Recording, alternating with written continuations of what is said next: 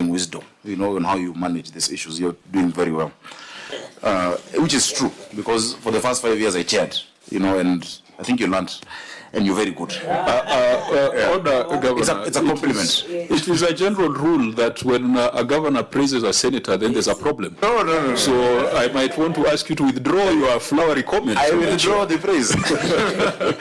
Chair, on DORA, if you look at 217B and PFM, I think 191.3A, a very dangerous precedent has been set, where CARA is being used to amend DORA. If you look at that, the memorandum that came, it is challengeable.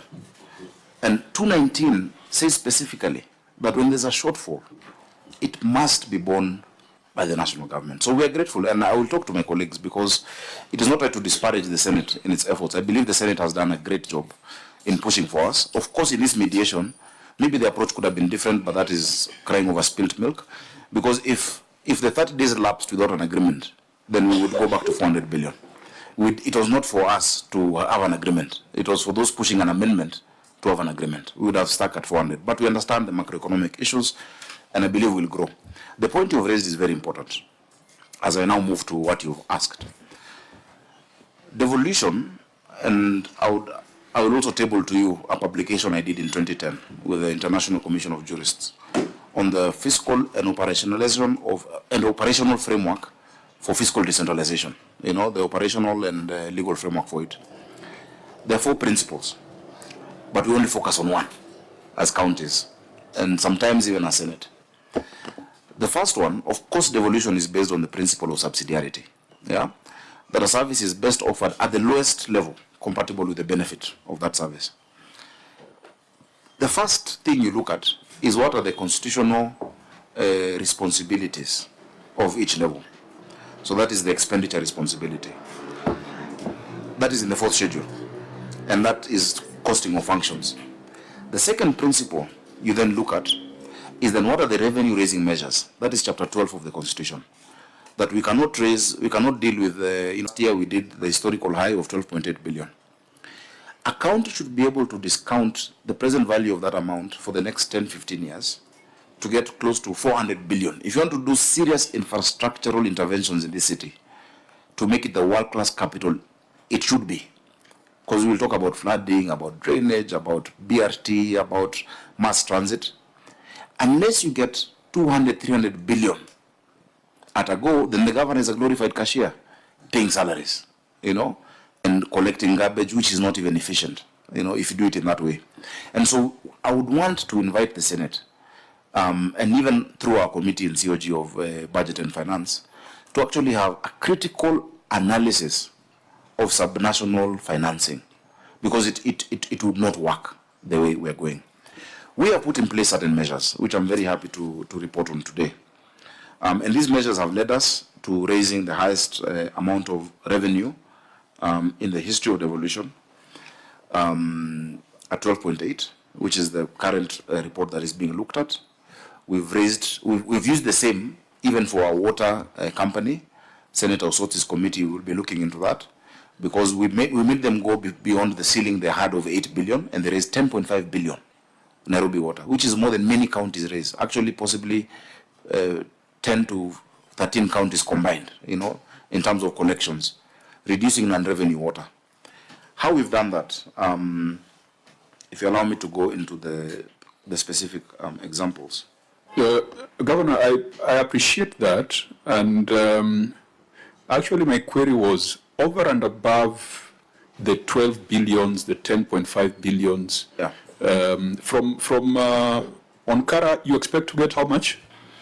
Around 20 billion. Around 20 now that it's been reviewed. We are all in consensus that you cannot develop and run Nairobi with 20 billion plus 12 billion plus another 10 billion. It is insufficient. And of course, which are the 10 billion? The one from Nairobi Water? Oh no, yeah, that is for... Yes, and that's ring-fenced for... In fact, even that 10 billion is not sufficient to provide sanitation and water services to Nairobi. Yeah. And really, the question is, what is the thinking? Because the Urban Areas and Cities Act requires that there should be specific financing for cities. But it does not come through DORA. You have to go and negotiate a deal before Treasury. I don't know who you've been talking to acquire the additional 4 billion. Why can't we institutionalize that conversation so that it is not a begging mission by the governor of Nairobi to the national government? How can we help you to institutionalize it and to ring-fence it? Because the money you have is not enough. Chair and Governor, you can take this together. There's something Senator Cherargei said about your friendships. At least I know that one of your friends, my party leader, has taken a position on division of revenue. Yes. All those things you are saying, when you discuss with your party leader, what does he say about your views? Because at least mine is clear on how much money should come to the counties. I just want to know, what does he say about some of the things you're saying? And number two, we have had a conversation in this city about the money that is owed by national government institutions through unpaid rates to the Nairobi City County. Again, I want to understand, when you have those conversations with your party leader, who's the head of state, what is his position on these things? Or should we wait until your other friend becomes the head of state so that these things can be done?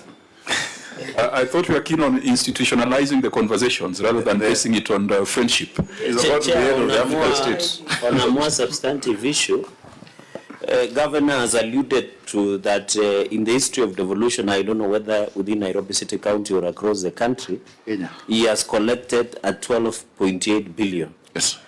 In comparison to what? Because, you know, when he says what is the target and the revenue potential, I don't know whether Dahir, you can tell us what is the revenue potential, or Salatu is here, the revenue potential of Nairobi City County, because what governor is collecting of 12.8 billion is that the auditor does not have the view of the system in itself. And maybe governor can be gracious as he is today and smiley today, is that he should tell us how much under Nairobi Metropolitan Services, and he cannot run away from this because he was the area senator, and then how much were they collecting comparison to 12.8 billion that we are talking about? Thank you, Chair. Yeah, and I think, Governor, it's also fair when you Just for benefit, like that one on Thika Road, what is the scope of works? Because all we have seen built are things that look like bus stops, and I don't even remember the last time I saw any work, any activity going on there.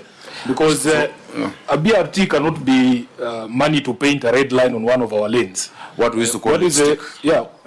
What is the scope of works for that line on Thika Road? And and I would actually invite that we bring him to do a presentation. When I got in office, I asked the same. I said, BRT is not what the red lipstick in the middle of the road. And I was like, why would you put it in the middle? And these engineers took me through it. I went there at that time with the CS Kipchumba Murkomen. A lot of work has been done on the depot at Kasarani. So at Kasarani, there's a station. And that station is where all of the matatus coming from, the Thika Road side, from Kasarani, Ngomongo area, all of that, then drop people who then get into the buses. A lot of the mechanics for the diesel engines were done. There's now work towards trying to do more electric. Those lines will be completely unavailable for private vehicles. And then what you see on the roads become the station. Now that was stalled because of the lack of financing, because that's a national government line. And this is really what we're pushing. So as you've said, institutionalizing and making sure that then Namata does its work, because some of these things you cannot do even close to an election. If I'm to veer off into a little bit of politics, you cannot do that. This is the time to do it. So I would ask, because this discussion is a very important discussion for the city. Nairobi is blessed with geography. You're in Dubai in 5 hours, you're in London in 8 hours, and then you're stuck here for 4 hours when you land. It does not make sense. We cannot leverage the geographical location we have. And so I would urge this committee to invite ourselves and Namata on the issue, or maybe the Roads and Transport Committee, on how we unlock those projects. But I'm happy that our interaction has been able to get us funding, even as a city. But that is why, again, you should help cities to be able to get funding directly. I've been able to secure $100 million for the next water connections for the city. But it is stuck in treasury. That is Northern Collector 2, and Maragua 4 to add 220 million liters. It's been stuck there for more than a year because it's not their priority. But if counties had the leeway to be able to conclude such financing agreements based on their work, their balance sheets, we'd have seen a lot of progress. I'm glad we are now getting the 140 million extra, which is concluded from Northern Collector 1. Remember, Nairobi receives 525 million liters daily. We need 900. So we've just bridged the deficit a bit by 140 million. Areas like Karen, like Reruta, Ngando, which had never been getting water. I know we'll commission soon the pipes at Embakasi Garrison going down into Mihango and Utawala. Will change lives of many Nairobians. Those who get water twice will get thrice. But Chair, coming back to... Make it very brief. Senator Cherargei says we are now sounding like we are doing a State of the County address. No, so just answering questions. I'll give you about 3 minutes to wind up so that we come back to the agenda. Chair, the Senator for Nairobi, my friend Senator Sifuna, has asked a critical question on the philosophy of devolution of certain individuals in our country. I want to say that never before has a capital gotten support in terms of sitting down together, thinking through the problems. I know that the support Governor Kidero didn't get, Governor Sonko didn't get, possibly didn't ask for, but he didn't get that. But the president has created an atmosphere where we can sit down and say, look, we need to sort out the city. If you look at the investment going into the river regeneration project, which is under a commission that we jointly set up. We have representatives of Nairobi there. And recently Bishop Wanjiru went there. Which someone was doing a comparative analysis talking about similar projects, but I think it was in London at the Thames. Yeah. It was headed by an engineer. Yours is headed by an evangelist. Let me not say too much about the individual. But baptism happens around rivers, so you... Oh my goodness. But if you look at that plan, and it will really excite you as a Nairobian, because you have an inverted city. The rivers were hidden. If you look at the 1926 master plan of the city and 48, the settlers wanted the higher areas. And so they created what they called a buffer zone, which became the slums. That's why when there's floods, it's affecting Kibra, Mukuru, Madare, Huruma, all of those. Now that is going to change. But close to 70 billion shillings has been secured by the national government to support that work, plus what Nairobi Water is going to do. So, yes, the president is in full support to the capital. I think he said it as recently as Sunday. And this framework that we're working on with the Minister for Roads, that they would then inject, in the beginning 4 billion, the total cost is 11 billion, I think is an example of that kind of support. I can only speak about that kind of support to Nairobi because I can see it. And I feel it. The number of, I think we're the only county that has had a joint cabinet meeting of my cabinet and the national government sitting across the table, the president chairing that side, the governor of Nairobi on this side, saying what do we need to do for the capital. Because you must realize, in as much as it says the capital city shall be governed like any other county, that because it's the seat of the national government and also a diplomatic, this is the only UN headquarter in the global south, then special arrangements need to be done. So I hope I've answered Senator Sifuna in terms of the personal philosophy of the head of state when it comes to devolution in Nairobi County. Senator Nyuka? Governor, you sure you'll do those things? Lazima work. We have to. Okay, I'll check on you next year. We have to do it because I'll come back to the people of Nairobi. Well, for it to work, you need what we call means of implementation, and resources are extremely important, financial and human resource. Yes. Some of these things you're talking about, Nairobi River, you could be innovative and seek climate financing. You see, the definition of climate finance could include when you have to raise a bridge because there's rising water in the rivers. That qualifies for climate finance. Yes. And I think the team you assemble around you should not just be thinking of how to use Kanjos to collect more, but to look at some of those global funds that have been established. I agree. The Green Climate Fund, GCF, when we're in Baku, they're having quiet conversations. They're thinking of setting up their regional headquarters in Nairobi. Wonderful. The Global Center on Adaptation, during the Africa Climate Summit, they declared they're going to set up their headquarters in Nairobi.